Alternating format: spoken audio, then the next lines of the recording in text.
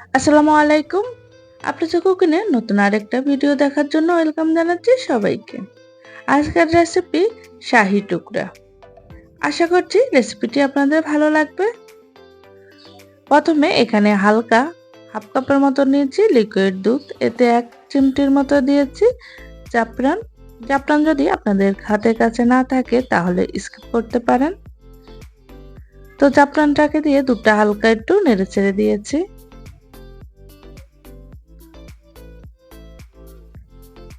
এখন একটা প্যান বসিয়ে দিয়েছি, প্যানের মধ্যে 1 চা চামচের মতো দিয়েছি ঘি। ঘির পরিবর্তে এখানে বাটারও ব্যবহার করতে পারেন, ঘি বা বাটার যে কোনো একটা দিলেই হবে, তবে ঘিটা দিলে সুন্দর একটা ফ্লেভার আসে। এখানে কাজু বাদাম 2 টেবিল চামচের মতো দিয়েছি, কাঠবাদাম 2 টেবিল চামচের মতো দিয়েছি। বাদাম 30 সেকেন্ডের মতো ভেজে নেব বা রোস্ট করে নেব।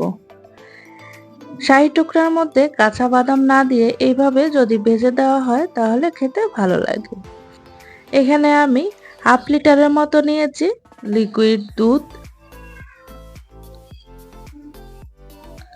দুধটাকে আমি 5-6 মিনিটের মতো ভালো করে জাল দিয়ে নেব। দুধটা যখন কিছুটা কমে আসবে তখন এখানে দিয়ে দিচ্ছি হাফ কাপের মতো কনডেন্স মিল্ক। কনডেন্স মিল্কের পরিবর্তে এখানে সমপরিমাণ চিনিও ব্যবহার করতে পারেন, তবে কনডেন্স মিল্ক ব্যবহার করলে টেস্টটা ভালো আসে। এখন কনডেন্স মিল্কটা দুধের সাথে ভালোভাবে মিশিয়ে নিয়েছি। এখন দিয়ে দিচ্ছি ভাজা যেই বাদাম কুচি ছিল ওই বাদাম কুচি দিয়ে কিছুক্ষণ জাল করে নিয়েছি। এখন দিয়ে দিচ্ছি জাফরানযুক্ত দুধ। দুধটা দিয়ে ভালোভাবে আবারও মিশিয়ে নিচ্ছি। এইভাবে আরো 1 মিনিটের মতো জাল করে নিয়েছি। এর মধ্যে দুধটা অনেকটাই ঘন হয়ে গেছে, এর থেকে আর বেশি ঘন করব না। এখন চুলা থেকে নামিয়ে নেব। এখানে আমি 5 পিসের মতো নিয়েছি ব্রেড। ব্রেডের চারপাশে যে ব্রাউন অংশটা আছে ওটা কেটে বাদ দিয়ে দেব।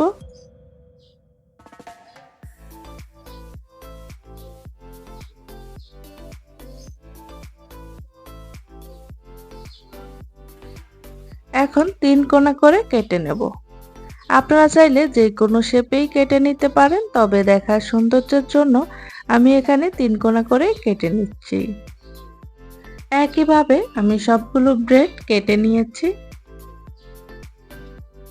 চুলায় একটা প্যান বসিয়ে দিয়েছি, এতে 1/4 কাপের মতো দিয়েছি ঘি। ঘিয়ের পরিবর্তে এখানে তেলও দিতে পারেন, আবার চাইলে ঘি আর তেল দুইটা একসাথেই ব্যবহার করতে পারেন। এক পিঠে কালার চলে আসলে অন্য পিঠ উল্টে দিচ্ছি। ব্রেড যখন ভাজবেন তখন চুলার আঁচটা মিডিয়াম টু লো এর মাঝামাঝি রাখতে হবে। যদি চুলার আঁচটা বাড়ানো থাকে তাহলে ব্রেডগুলো পুড়ে যেতে পারে।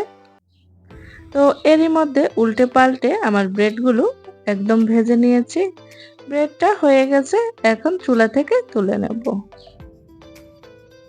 এখন বানিয়ে নেব সুগার সিরাপ। এখানে 1 কাপ নিয়েছি পানি আর হাফ কাপ নিয়েছি চিনি। চিনিটা গলে যাওয়া পর্যন্তই অপেক্ষা করব। এখানে 1 তার বা 2 তার বানানোর কোনো প্রয়োজন নাই। যখন চিনিটা গলে যাবে তখন চুলা থেকে নামিয়ে নিলেই হয়ে যাবে। এই দিক থেকে সুগার সিরাপটা রেডি হয়ে গেছে। এখন চুলা থেকে নামিয়ে অনেকটাই ঠান্ডা করে নিয়েছি।